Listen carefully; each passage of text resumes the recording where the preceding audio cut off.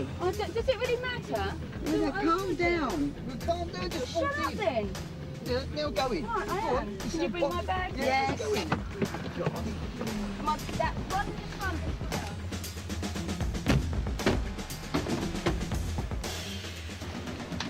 Not allowed to film you, Rick. You're looking forward to the birth of your son, Dwight?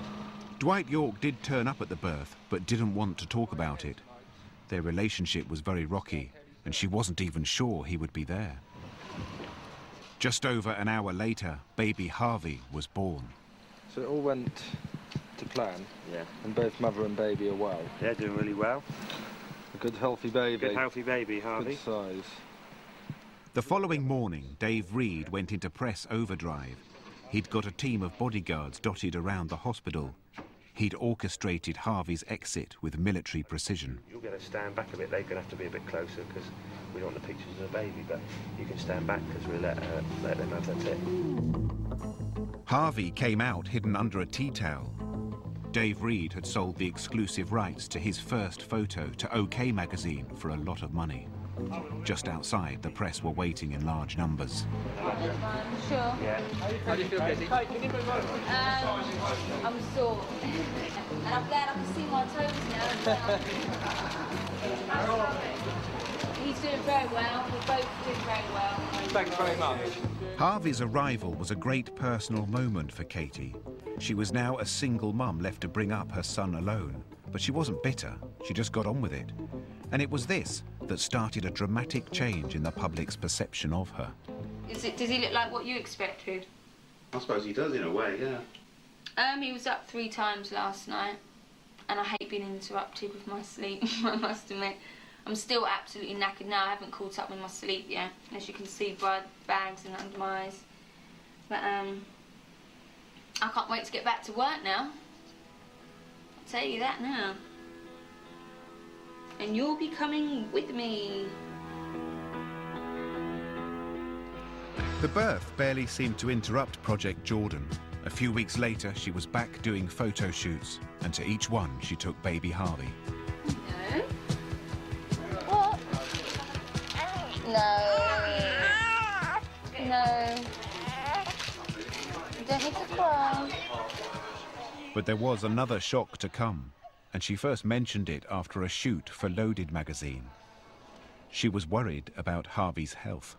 But you will find out something about him soon. Oh, is this what you were upset about this morning? Yeah, well, I will be for the rest of my life, but you know.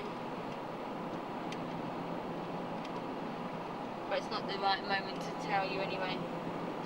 And I wouldn't just tell it on camera, I'd tell you when the camera's off. Not for that fact, but I don't know what you would say to it either. Once we were back at her mum's house and the camera was off, she told me that Harvey was blind. Little boy? This was one of the few moments in months of filming when Kate seemed completely alone.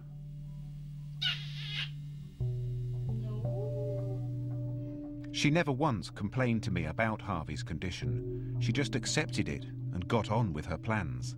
It was an extraordinary strength of character. She was determined to continue her glamour career, which, ironically, was about to hit its height. The year before Harvey was born, she'd gone to LA to shoot a centerfold for Playboy magazine.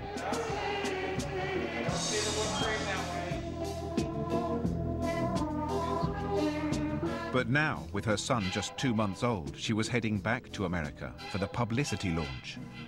That night, Hugh Hefner and all his playmates would be there at an English-themed pub called Ye Old King's Head.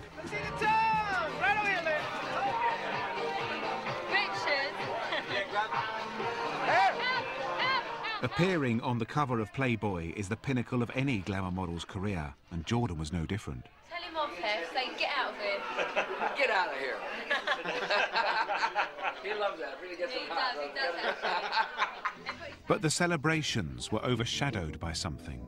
The following morning, everyone had to get up early to take Harvey to see a top American eye specialist. If I'm totally honest, the last thing I need when I'm trying to fly a client halfway around the world to promote a huge cover like Playboy, the last thing you really need is to be dragging babies along, especially babies with special needs and disabilities. It was very, very problematic. But Kate didn't have a husband or a male partner in her life that she could rely on at that time. It's probably more positive than you'd anticipated. Yeah, I think it has been. Yeah, I do. Yes, but he'll still be registered Yeah, blind. yeah, he will Right. still be registered Don't blind, kid yourself, but- then. But they also said that if, when he's a little bit older, if it develops as it is now, if he walked into a room where there's loads of people, he wouldn't actually fall over them, he'd walk round them. Are you less hopeful then? No, not that I'm less hopeful. I just knew that he was blind, and I suppose anything else is a bonus. So there you go then. I think it's more positive than you're making out anyway. No, she said he's going to be registered blind, which Well, means so blind what? with a stick. No, Yeah, she said he will need a stick. only he may feel more comfortable with the stick. No, she said he will need. He's registered blind, not partially blind. Blind. Right, but Face it, Mum. I'm not saying he's not, but he will see the difference between light and No, dark. but he's still blind. Initially, the press intimated that Jordan's lifestyle might be to blame for Harvey's condition, but that view was not held by the public, who were much more sympathetic. The way Katie dealt with Harvey and his disability transformed her image. She didn't hide him away. Quite the opposite. Some people criticised her for doing photo shoots with him. But in OK magazine, this was a heartwarming story of a woman battling against the odds to make a success of her life. Before this, she was a pin-up for teenage lads. Now, it was okay for women to like Katie. After Harvey was born, Katie did have a couple of relationships. One guy called Matt she met at a Max Power event. I remember them on holiday in Cyprus, almost arguing over who he was dating, Jordan or Katie. Well, put it this way, all the dudes that I go to in London, Matt won't be coming.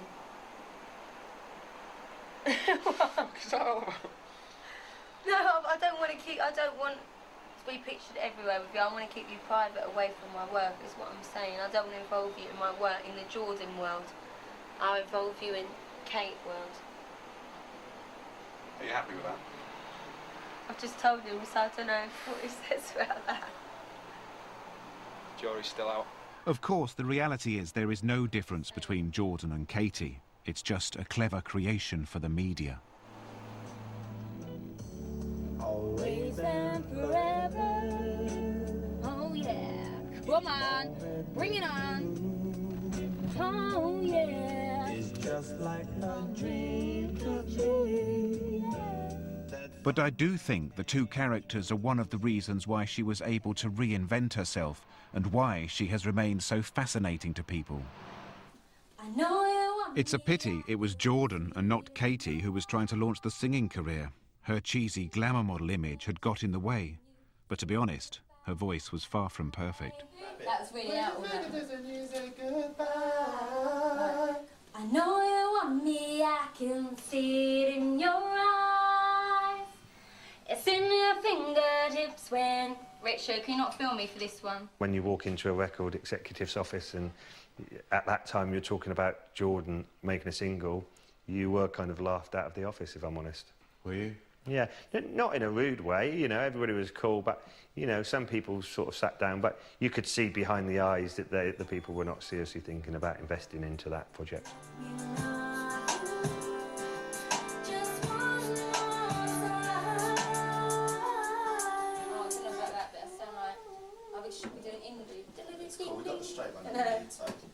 By the time we reached 2003, there was still no recording contract on the table. But she put that to the back of her mind to show off a new house she had just bought. It was huge. So all that's yours? Yeah. And all that all over there. Round the back. Well, all over this there. is it. And this is it. As much as people slate me and put me down, I can't be doing that bad if I can achieve something like this. What a difference it was to the bungalow she once shared with a friend. But despite having earned a lot of money, Jordan was about to enter a different league in terms of wealth and celebrity. I'm on my way to meet Natalka Znak at ITV. She had booked Jordan to go on a show that would make her even more famous. I'm a Celebrity